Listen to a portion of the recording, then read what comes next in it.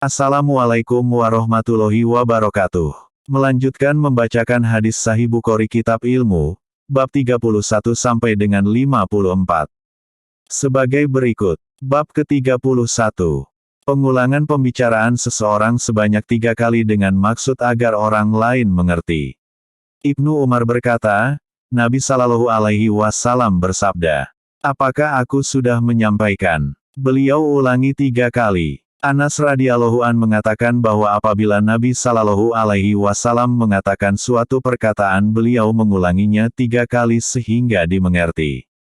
Apabila beliau datang pada suatu kaum, maka beliau memberi salam kepada mereka 3 kali. Bab ke-32. Seorang lelaki mengajar hamba sahayanya yang wanita dan keluarganya.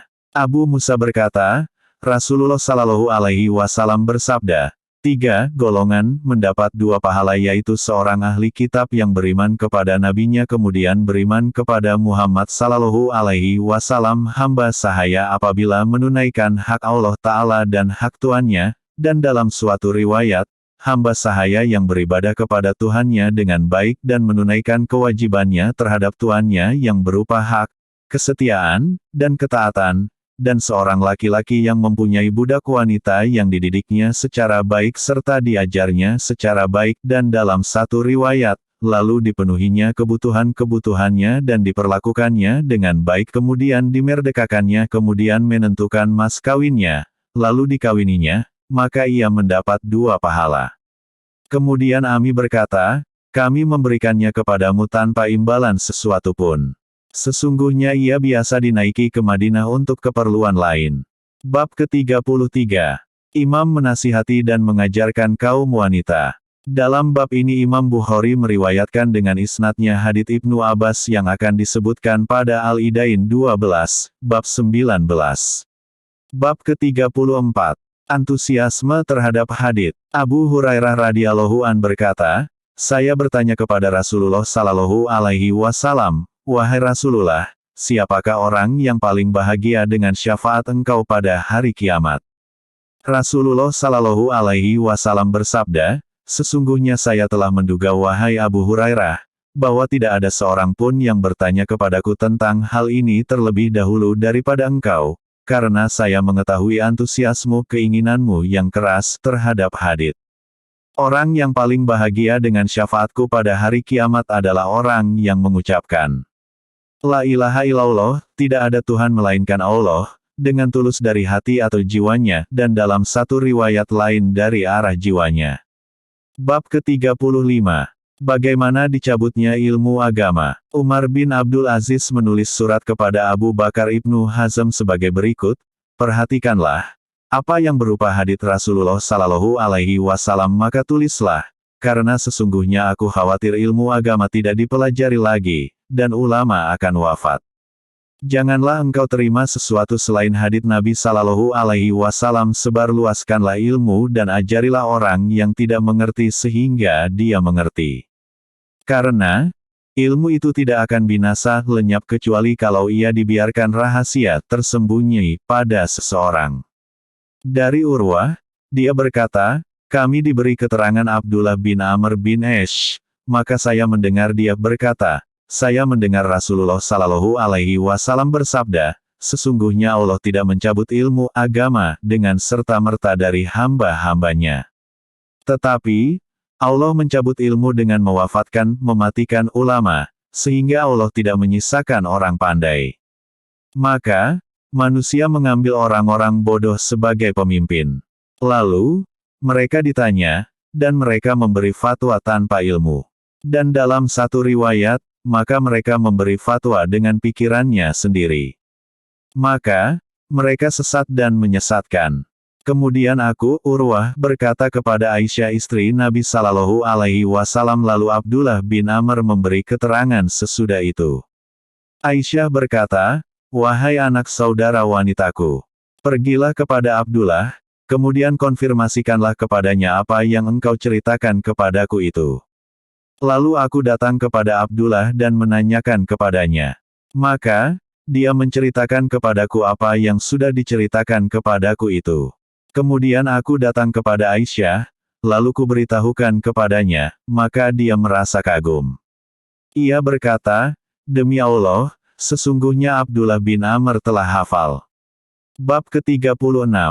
Apakah untuk kaum wanita perlu diberikan giliran hari yang tersendiri dalam mengajarkan ilmu pengetahuan agama?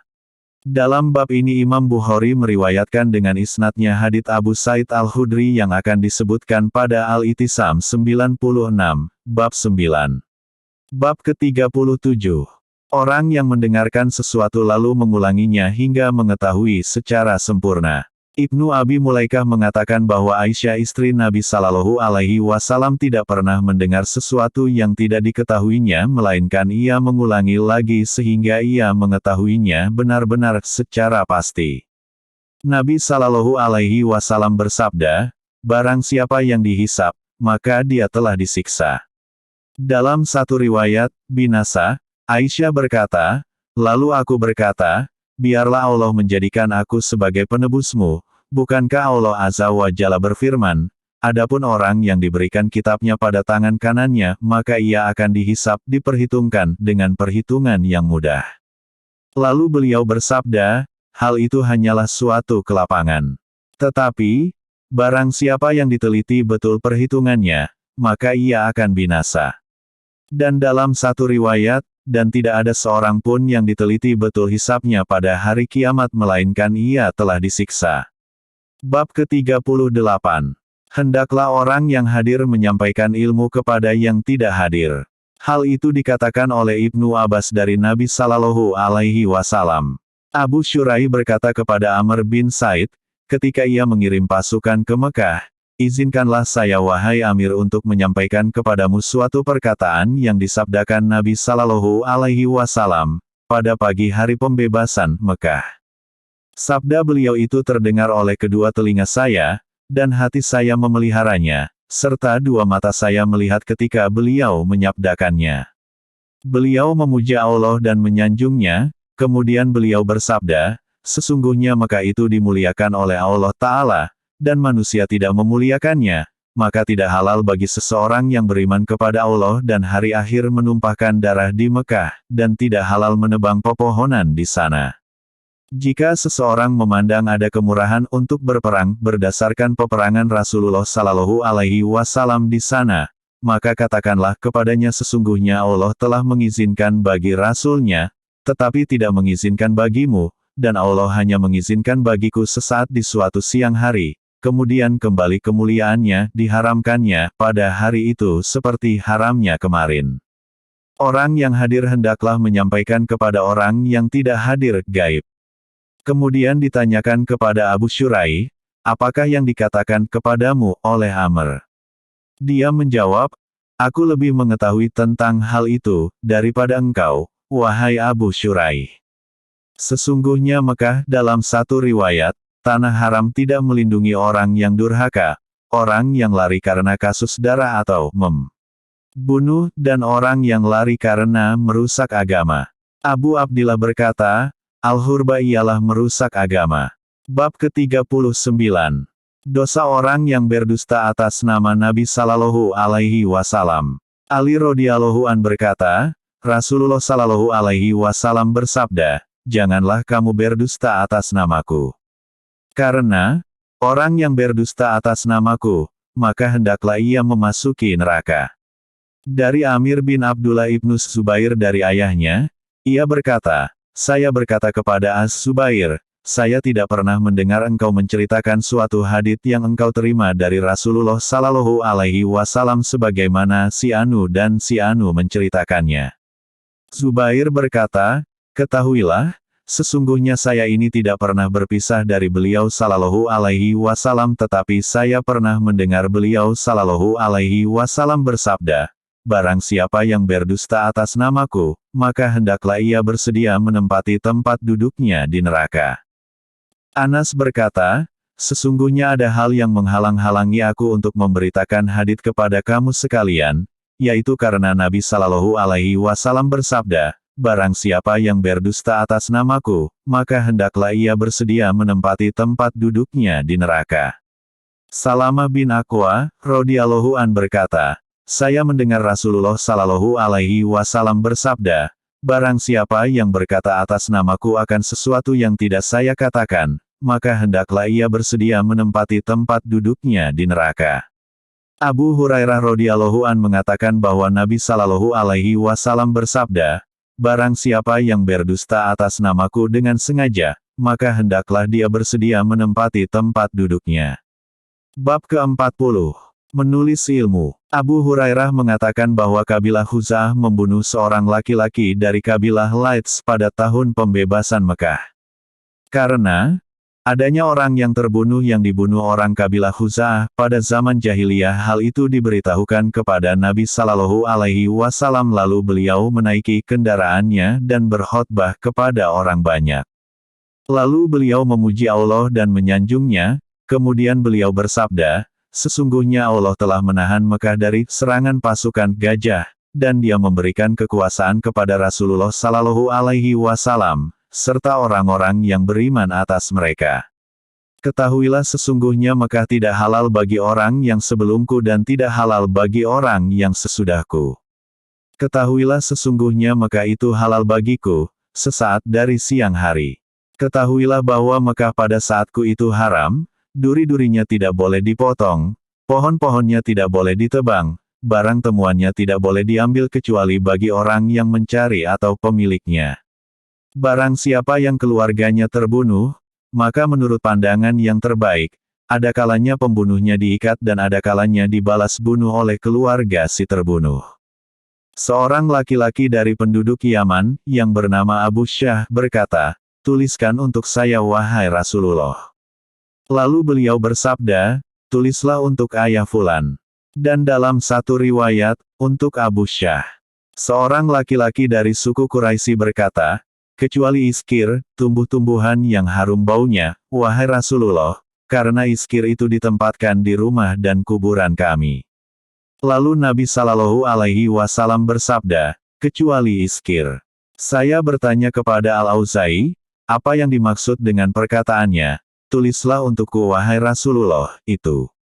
Al-Auza'i menjawab, khotbah yang didengarnya dari Rasulullah Shallallahu Alaihi Wasallam ini. Abu Hurairah radhiyallahu an berkata, tiada seorang pun dari sahabat Nabi Shallallahu Alaihi Wasallam yang lebih banyak dalam meriwayatkan hadits yang diterima dari beliau Shallallahu Alaihi Wasallam daripada saya, melainkan apa yang didapat dari Abdullah bin Amr, sebab ia mencatat hadits sedang saya tidak mencatatnya. Bab ke-41. Ilmu dan memberi peringatan pengajian pada waktu malam. Ummu Salamah radhiyallahu an berkata, Nabi Shallallahu Alaihi Wasallam pada suatu malam bangun tidur dengan terkejut, lalu beliau berkata, Maha Suci Allah. Dan pada satu riwayat disebutkan, dan beliau mengucapkan la ilaha illallah, fitnah apakah yang diturunkan Allah pada malam ini? Dan, perbendaharaan, rahmat, apakah yang dibuka? Bangunkanlah, dalam satu riwayat, siapakah yang mau membangunkan para penghuni kamar, maksudnya istri-istrinya sehingga mereka menunaikan salat? Banyak dalam satu riwayat, wahai, banyaknya orang berpakaian di dunia namun telanjang di akhirat. Az-Zuhri berkata, Hindun mempunyai pakaian sejenis jubah yang kedua lengannya di antara jari-jarinya. Bab ke-42. Berbicara pada waktu malam mengenai ilmu. Abdullah bin Umar radhiyallahu an berkata, Rasulullah Shallallahu Alaihi Wasallam salat Isya bersama kami pada akhir hidup beliau, yaitu pada waktu malam yang orang-orang menyebutnya atama setelah mengucapkan salam, maka beliau berdiri lalu menghadap kepada kami, lalu bersabda, bagaimana pendapatmu tentang malammu ini? Sesungguhnya pada awal 100 tahun yang akan datang tidak ada yang masih tinggal seorang pun dari orang yang pada hari ini ada di atas permukaan bumi. Maka orang-orang pun ribut membicarakan sabda Rasulullah Sallallahu Alaihi Wasallam itu. Mereka ramai membicarakan hadis-hadis tentang 100 tahun ini. Sebenarnya Nabi Sallallahu Alaihi Wasallam hanya bersabda, tidak akan tinggal atau masih hidup orang yang pada hari ini, saat beliau bersabda itu, hidup di muka bumi. Maksudnya bahwa satu generasi itu akan berlalu, habis. Bab ke-43, menghafalkan ilmu. Abu Hurairah radhiyallahu an berkata, saya hafal dari Nabi Sallallahu Alaihi Wasallam 2 tempat. Adapun salah satu dari keduanya, maka saya siarkan hadits itu. Seandainya yang lain saya siarkan, niscaya terputuslah tenggorokan ini. Bab ke-44. Memperhatikan keterangan ulama. Jarir bin Abdillah mengatakan bahwa Nabi Sallallahu Alaihi Wasallam bersabda kepadanya pada waktu mengerjakan haji wada.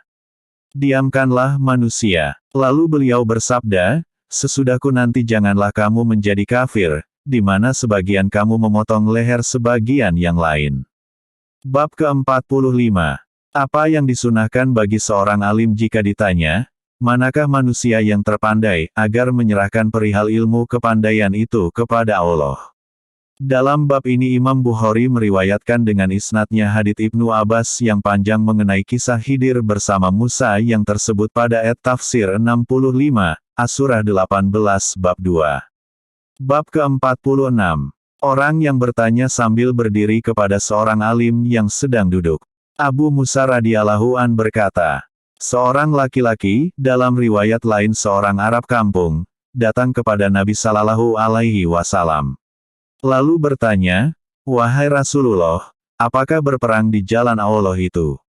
Karena salah seorang di antara kami berperang karena marah dan ada yang berperang karena menjaga gengsi.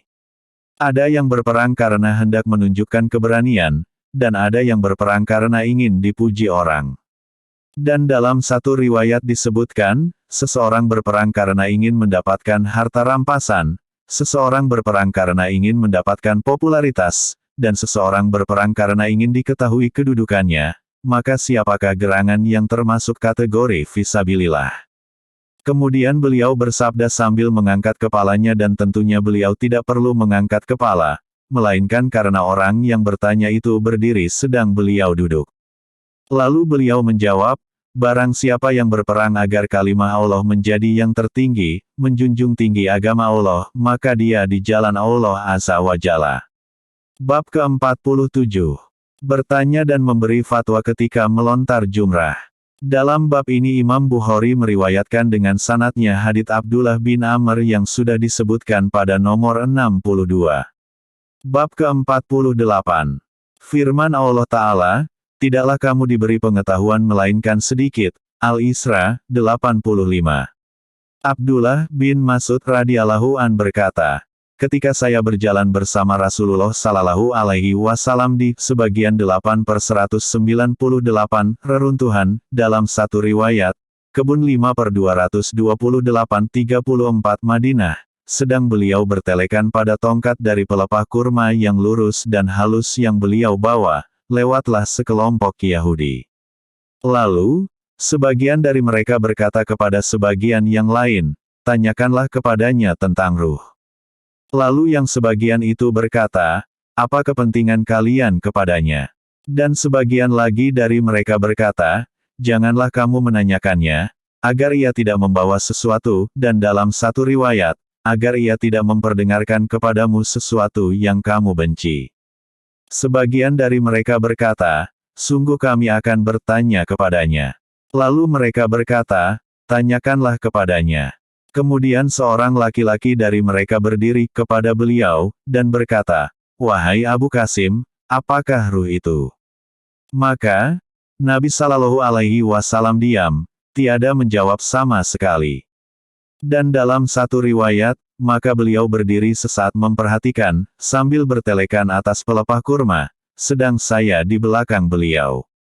Maka, saya berkata, sesungguhnya beliau sedang diberi wahyu. Saya mundur dari beliau sehingga wahyu selesai turun, lalu saya berdiri di tempat saya. Ketika jelas hal itu, beliau membaca, Yas'alunaka 'anir ruhi, qulir ruhu min amri rabbi, wa ma utu minal ilmi illa qalila, mereka bertanya kepadamu tentang ruh. Katakanlah, ruh itu adalah urusan Tuhanku. Dan mereka tidak diberi ilmu melainkan hanya sedikit. Al-Amasi berkata, demikianlah bacaan kami. Lalu sebagian mereka berkata kepada sebagian yang lain, tadi sudah kami katakan, jangan tanyakan kepadanya. Bab ke-49. Orang yang meninggalkan sebagian ikhtiar karena khawatir sebagian orang tidak memahaminya, lalu mereka terjatuh ke dalam sesuatu yang lebih berat. Dalam bab ini Imam Bukhari meriwayatkan dengan sanadnya hadits Aisyah yang akan disebutkan pada Al-Hajj 25, bab 42. Bab ke-50. Orang yang menghususkan untuk memberi ilmu kepada suatu kaum dan tidak kepada kaum lain karena khawatir kaum kedua itu tidak dapat memahaminya. Ali radhiyallahu an berkata, hendaklah kamu menasihati orang lain sesuai dengan tingkat kemampuan mereka. Adakah kamu semua senang sekiranya Allah dan Rasul-Nya itu didustakan sebab kurangnya pengertian yang ada pada mereka itu? Qatadah mengatakan bahwa Anas bin Malik bercerita bahwa Rasulullah Shallallahu Alaihi Wasallam dan Muaz sedang membonceng di atas kendaraan beliau bersabda, "Hai Muaz." Ia menjawab, "Ya, wahai Rasulullah, kebahagiaan bagi engkau." Beliau bersabda, "Hai Muaz." Ia menjawab, "Ya, wahai Rasulullah, kebahagiaan bagi engkau."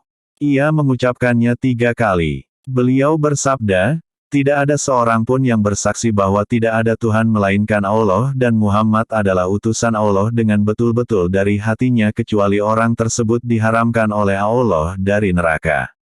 Muaz bertanya, "Wahai Rasulullah, apakah saya tidak memberitahukan kepada manusia, agar mereka bergembira?" Beliau bersabda, "Kalau begitu, mereka akan menyerah tidak berusaha apa-apa." Muaz memberitahukannya ketika meninggal agar tidak berdosa. Dan di riwayat lain dari Anas, ia berkata, diceritakan kepadaku bahwa Nabi Shallallahu Alaihi Wasallam bersabda kepada Muaz, barang siapa yang menghadap kepada Allah meninggal dunia, sedang dia tidak mempersekutukan sesuatu pun dengannya, niscaya dia akan masuk surga. Muaz bertanya, apakah tidak boleh saya sampaikan kabar gembira ini kepada orang banyak? Beliau menjawab, jangan, saya khawatir mereka akan menyerah tanpa berusaha karena salah paham. Bab ke-51. Malu dalam menuntut ilmu. Mujahid berkata, pemalu dan orang sombong tidak akan dapat mempelajari pengetahuan agama.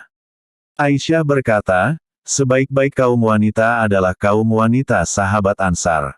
Mereka tidak dihalang-halangi rasa malu untuk mempelajari pengetahuan yang mendalam tentang agama. Ummu Salamah radhiyallahu an berkata, Ummu Sulaim istri Abu Talah datang kepada Nabi Shallallahu Alaihi Wasallam lalu ia berkata, wahai Rasulullah, sesungguhnya Allah tidak malu terhadap kebenaran. Apakah wanita wajib mandi apabila mimpi? Bersetubuh Nabi Shallallahu Alaihi Wasallam bersabda, iya, apabila wanita itu melihat air mani, lalu Ummu Sulaim menutup wajahnya, dan dalam satu riwayat, maka Ummu Salamah tertawa, dan berkata, wahai Rasulullah, apakah wanita itu mimpi? Bersetubuh. Beliau bersabda, iya, berdebulah tanganmu, dengan apakah anaknya dapat menyerupainya. Bab ke-52. Orang yang malu bertanya lalu menyuruh orang lain menanyakannya. Ali bin Abi Thalib radhiyallahu an berkata, saya adalah seorang laki-laki yang sering mengeluarkan matsi tetapi aku malu untuk bertanya kepada Rasulullah Sallallahu Alaihi Wasallam.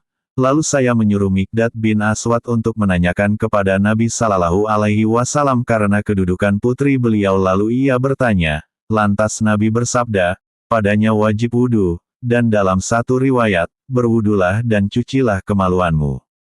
Bab ke-53. Menyebutkan ilmu dan fatwa di dalam masjid.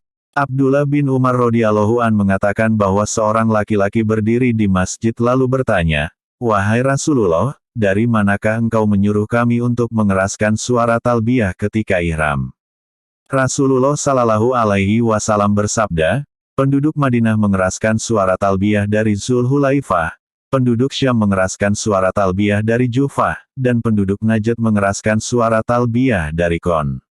Dan dari jalan Zaid bin Jubair, bahwa ia datang kepada Abdullah bin Umar, sedang Abdullah mempunyai kemah dan tenda. Lalu aku bertanya kepadanya, dari manakah saya boleh memulai umrah? Dia menjawab, Rasulullah Sallallahu Alaihi Wasallam menentukannya bagi penduduk Najd di Kon. Dan dia menyebutkan hadits yang serupa itu 2/141. Ibnu Umar berkata, manusia menduga bahwa Rasulullah Sallallahu Alaihi Wasallam bersabda, penduduk Yaman mengeraskan suara talbiyah dari Yalamlam.